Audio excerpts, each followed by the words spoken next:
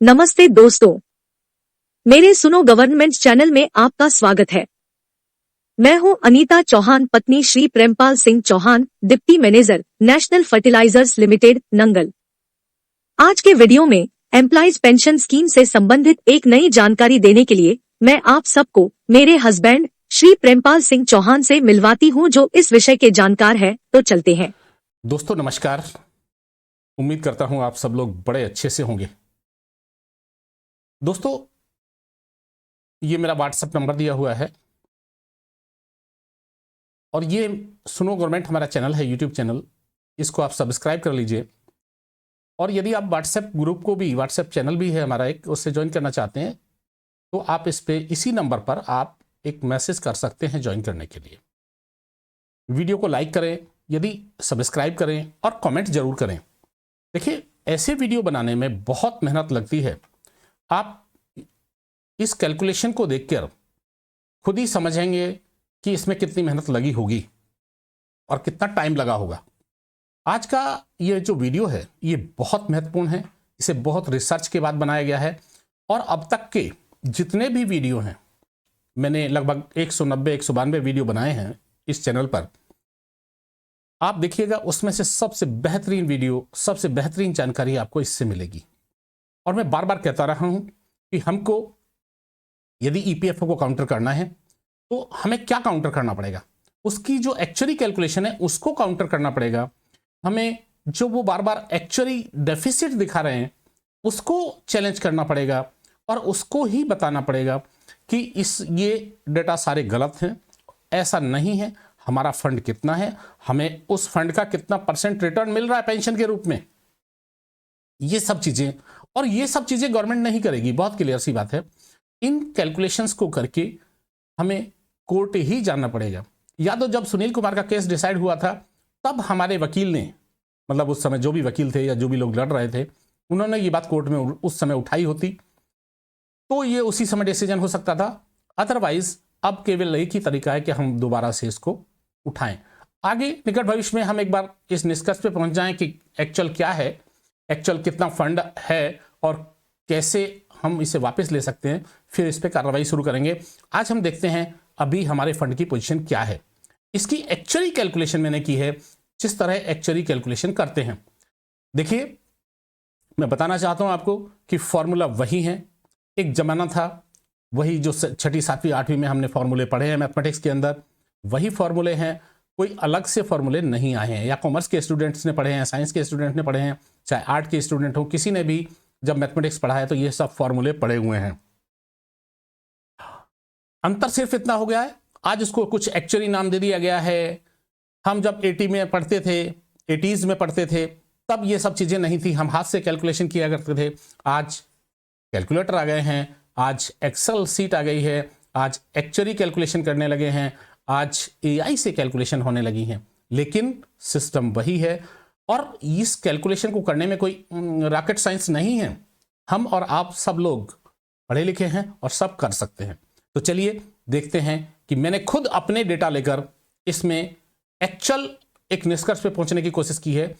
और निष्कर्ष पे पहुंचने की क्या कोशिश की है कि हमारी इसको जो टोटल फंड है उसकी वैल्यू क्या है। इसको वैसे फ्यूचर वैल्यू बोलते हैं। जब आप कहीं किसी एन्युटी में, किसी एसआईपी में निवेश करते हैं तो आप उसको एक फ्यूचर में मिलने वाली वैल्यू बोलते हैं। तो हम ऑलरेडी चूंकि 58 पार कर चुके हैं, तब भी हम इसे फ्यूचर वैल्यू ही बोलेंगे, क्योंकि हमने 87 से इसमें कंट्रीब्यूट करना शुरू किया था और फ्यूचर वैल्यू का जो फॉर्मूला है वही हमने इसमें लगाया है। तो चलिए चलते हैं। मैंने खुद अपना एग्जाम्पल लिया है क्योंकि किसी और की इतनी डिटेल मेरे पास नहीं है और मेरे जो डाटा है इनको ओपन होने में भी कोई दिक्कत नहीं है, क्योंकि ये हमारे डाटा है। हम इसको लेके जाएंगे और कोर्ट भी लेके जाएंगे। तो मेरी ज्वाइनिंग डेट जो है एज ए परमानेंट एम्प्लॉय वो 20 जनवरी 1987 है। कंट्रीब्यूशन हमारा फैमिली पेंशन स्कीम में जुलाई 87 से ही स्टार्ट हो गया था, लेकिन जुलाई 87 से स्टार्ट हो गया है, जनवरी 87 से स्टार्ट हो गया था, लेकिन जुलाई मंथ में आके इसका एरियर पिछले 6 महीने का जमा हुआ था। ईपीएस स्टार्ट की डेट हम और आप सब लोग जानते ही हैं कि 16 नवंबर 95 है। और मेरी जो रिटायरमेंट डेट है, मतलब 58 कंप्लीशन की जो डेट है, वो 30 जून 2023 है। अब हम चलते हैं कैलकुलेशन की तरफ। एक तो जो कंपाउंडिंग की फ्रीक्वेंसी होती है, एक होती है ईयरली। पीएफ जो करता है वो ईयरली करता है। ईयरली कैलकुलेशन इतनी महत्वपूर्ण, इतनी उसमें एक्यूरेसी नहीं होती, क्योंकि उसमें ये मान के चला जाता है कि हमारा जो कंट्रीब्यूशन है वो एंड में, ईच ईयर के एंड में लिया गया है और वहीं से उसको इन्वेस्टमेंट माना जाता है। जबकि मंथली में हर महीने के एंड में, मंथली में क्या होता है, हर महीने के एंड में इन्वेस्टमेंट को मान लिया जाता है और वहीं से उस पर अर्निंग स्टार्ट हो जाती है। टाइमिंग ऑफ द कंट्रीब्यूशन, हम इसे ईयरली भी कैलकुलेट कर सकते हैं और मंथली भी कैलकुलेट कर सकते हैं, लेकिन ईपीएफओ जो कैलकुलेट करता है वो ईयरली कैलकुलेट करता है। जो ईपीएफओ ने जो कैलकुलेटर जारी किया था उसमें भी हमें पता लगा कि उसे उस तरह से उन्होंने कैलकुलेशन की हुई है। तो अब हम देखते हैं तो इफेक्ट क्या होता है। कंपाउंडिंग का जो इफेक्ट होता है, कंपाउंडिंग का इफेक्ट निश्चित रूप से मंथली में ज्यादा होगा, क्योंकि आपका पैसा पहले मंथ में ही, पहले मंथ के एंड में जब पैसा ईपीएफओ के पास पहुंचा है, वहीं से ईपीएफओ ने हमारे पैसे पे इंटरेस्ट कमाना शुरू कर दिया है। तो यानी इसको मंथली होना चाहिए था। ईपीएफओ जो ईयरली दे रहा है वो भी गलत है। जब आप हमसे मंथली पैसा ले रहे हैं, ईयरली में होता है आपने एक बार ईयर के एंड में पैसा दिया है, तब वो इन्वेस्टमेंट माना जाना चाहिए। कि जैसे हम ईयरली एलआईसी की पॉलिसी में देते हैं ईयर के एंड में, तो इस तरह हमारा पैसा जो है मंथली लिया जाना चाहिए था। तो फीस जो फ्यूचर वैल्यू है उसके बारे में मैंने अभी बताया। उसका जो फॉर्मूला है ये सिंपली वही फॉर्मूला है जो हमने पहले पढ़े हुए हैं, यानी सी यानी कैपिटल जो आप कंट्रीब्यूशन पर मंथ करेंगे, 1 प्लस आर, आर यानी interest, to the power n minus 1 upon r. ये फॉर्मूला है जिसमें सी हमारा कंट्रीब्यूशन है, मंथली हो या ईयरली हो। ईयरली भी कैलकुलेट कर सकते हैं और मंथली भी कैलकुलेट कर सकते हैं। इंटरेस्ट ये उस पीरियड का, यदि आप ईयरली ले रहे हैं तो ईयरली इंटरेस्ट लेना पड़ेगा, और यदि आप मंथली ले रहे हैं तो मंथली उसको, उसी इंटरेस्ट को 12 से डिवाइड कर दीजिए तो वो मंथली इंटरेस्ट बन जाएगा। इसी प्रकार से एन, एन यानी नंबर ऑफ पीरियड, यानी साल में 12 पीरियड होंगे यदि आप मंथली ले रहे हैं, और यदि आप ईयरली ले रहे हैं तो साल में एक ही पीरियड काउंट किया जाएगा। अब हम ये फॉर्मूला आपने देख लिया, ये वही फॉर्मूला है जो फॉर्मूला हमने पहले से पढ़ा हुआ है। हाँ, इस बात को शुरू करने से पहले, वीडियो को शुरू करने से पहले, वीडियो तो चल ही रहा है वैसे, मैं एक बात और कहना चाहूंगा कि हमारे ग्रुप में ही फाइनेंस एक्सपर्ट जुड़े हुए हैं। किसी का नाम लेने की मुझे आवश्यकता नहीं है। जो फाइनेंस से जुड़े हुए हैं, इवन जनरल मैनेजर रहे हैं पीएसयूज में, ऐसे लोग भी जुड़े हुए हैं। मेरा उनसे निवेदन है कि आप अपने आप अपनी कैलकुलेशन कीजिए, अपने आप अपने डाटा लीजिए, और जिस तरह एक्चुअली कैलकुलेशन करते हैं उससे आप अपना फंड निकालिए, और निकाल कर हम फिर ये देखेंगे कि ईपीएफओ एक्चुअली कर क्या रहा है, ताकि हम उसे आने वाले दिनों में चैलेंज कर सकें। ठीक है जी। अब हम चलते हैं अपनी कैलकुलेशन की तरफ। मैंने इस फंड में जो कंट्रीब्यूशन ये लिखा हुआ है, ये वाला कंट्रीब्यूशन, ये हमारा एफपीएफ का कंट्रीब्यूशन है, जो हमने 95 तक, नवंबर 95 तक ईपीएफओ को दिया है। फैमिली पेंशन स्कीम में भी मैंने जहां से कंट्रीब्यूशन स्टार्ट किया है वहीं से इस फंड को पूरे लिया है। इसमें ये हमारी बेसिक पे है, ये मंथ स्टार्ट हुआ है, ये बाकी फॉर्मूला ये पूरा का पूरा जो है, ये पूरा का पूरा वो फॉर्मूला है जो ईपीएफओ में ऑलरेडी सर्कुलेट किया हुआ है।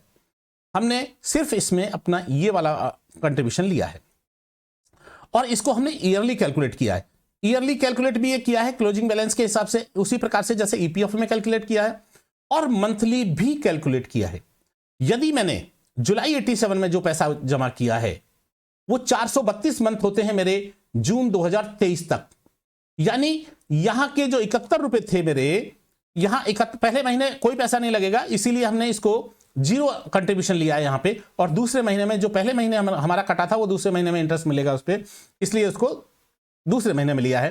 तो यानी 432 महीने टोटल होते हैं। तो ये पैसा आपका पहले वाले महीने से 432 महीने के लिए फिक्स होना चाहिए था, यानी 432 महीने का इस पर इंटरेस्ट मिलना चाहिए था, मंथली इंटरेस्ट। दूसरे महीने में 431 महीने का, तीसरे महीने में 430 महीने का। इस तरह हमारा डाउन ट्रेंड, ये डिक्रीजिंग ट्रेंड शुरू होगा, और जब तक हम लास्ट रिटायर नहीं हो जाते, जब तक हमारे 58 कंप्लीट नहीं हो जाते, उस महीने में जाके 58 कंप्लीशन पे ये 0 मंथ होगा। ये जो इंटरेस्ट दिया हुआ है, चूंकि हमने ईयरली निकाला है, ईयरली यहां निकाला हुआ है और यहां हमने मंथली निकाला है, ये एक्चुअली कैलकुलेशन है पूरे। देखिए एक्चुअली कैलकुलेशन के लिए हमने इंटरेस्ट रेट मंथली लिया है, इस इंटरेस्ट को जो ईयरली इंटरेस्ट था इसको 12 से डिवाइड करके ये हमने लिख दिया। इंटरेस्ट रेट का फ्रैक्शन यदि हम इसे 100 से और डिवाइड कर देते हैं तो ये फ्रैक्शन आ जाएगा, तो यानी 0.0096% आया, ये 0.0096 आया, परसेंट तो ये है 0.9583, हमने इसे 0.0096 फ्रैक्शन लिया। एफबी फैक्टर यानी फ्यूचर वैल्यू फैक्टर क्या बनेगा 1 + r⁻n-1/r। तो ये हमने कैलकुलेट किया कि ये हमारा पहले महीने के लिए 60.99 आया, दूसरे महीने के लिए 60.4135। मैंने 4 फिगर में लिया है इसको, ठीक है जी।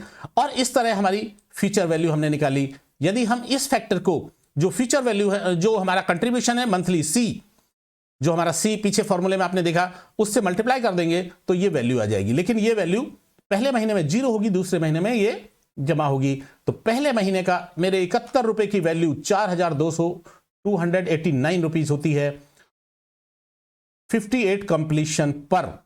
जो 71 रुपए मैंने 1987 में, जुलाई 1987 में जमा किए थे एफपीएफ के अंदर, फैमिली पेंशन स्कीम के अंदर, इस फॉर्मूले से, यही एक्चुअली का फॉर्मूला है, इस फॉर्मूले से 4,289 रुपए होती है।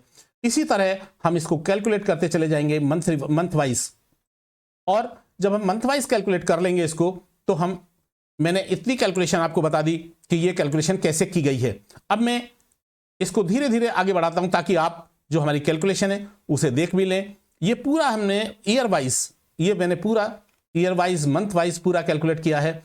अब हम इसके लास्ट में ही चलते हैं। हाँ, एक बात और कि जब हमारी नवंबर 95 में, ये नवंबर 95 में स्कीम लागू हुई थी, उस डेट तक मेरी फैमिली पेंशन स्कीम की वैल्यू, फैमिली पेंशन में जो पैसा जमा हुआ था उसकी 1,27,000 तक की वैल्यू है आज की डेट में। उस वैल्यू को हम भूल रहे हैं बिल्कुल, और वो वैल्यू ईपीएफओ कहीं काउंट नहीं कर रहा है हमें लगता है। तो नवंबर 95 तक, 87 से लेकर नवंबर 95 तक जो हमने पैसा दिया था उसी की वैल्यू 1,27,000 होती है, और इस तरह हमने उसे कैलकुलेट किया। अब हम लास्ट में कैलकुलेट किया है, अब हम उसे लास्ट में चलते हैं, लास्ट में चल के सीधे रिजल्ट पे चलते हैं। ये इसका तरीका है, और आप इसको धीरे धीरे देखकर ऐसा ही आप अपना खुद का बना सकते हैं और खुद का कैलकुलेट कर सकते हैं ईयर वाइज। ईयर वाइज मेरा ये जो फिगर आई है, देखिए 8,18,438, ये ईयरली वैल्यू के हिसाब से आई है, और ईयरली ईपीएफओ यही कैलकुलेट करता है। ईपीएफओ का जो फॉर्मूला है, ईपीएफओ का जो कैलकुलेटर है, यदि हम अपने कंट्रीब्यूशन को, जो हमारा कंट्रीब्यूशन रहा है फिक्स कंट्रीब्यूशन, ये फिक्स कंट्रीब्यूशन है, और हां, हमने केवल 15,000 तक का कंट्रीब्यूशन लिया है, अभी इसको एक्सेस कंट्रीब्यूशन नहीं लिया है, क्योंकि हम जो पुराना पैसा है हमारा, हम उसकी वैल्यू देखना चाहते हैं, क्योंकि हायर पेंशन अभी सब लोगों को नहीं मिली है। उसी में हम ये कैलकुलेट करना चाहते हैं कि ईपीएफओ हमसे क्या कमा रहा है और कितना कमा रहा है, और कितना पैसा हमारा उसके पास है। तो ईपीएफओ के हिसाब से, ईपीएफओ कैलकुलेटर के हिसाब से हमारे पैसे की वैल्यू होती है 8,18,438 रुपए। जबकि जब हम मंथली कैलकुलेट करते हैं और मंथली इंटरेस्ट लेते हैं, तो इस ही पैसे की वैल्यू यहां 12,40,568 रुपए होती है।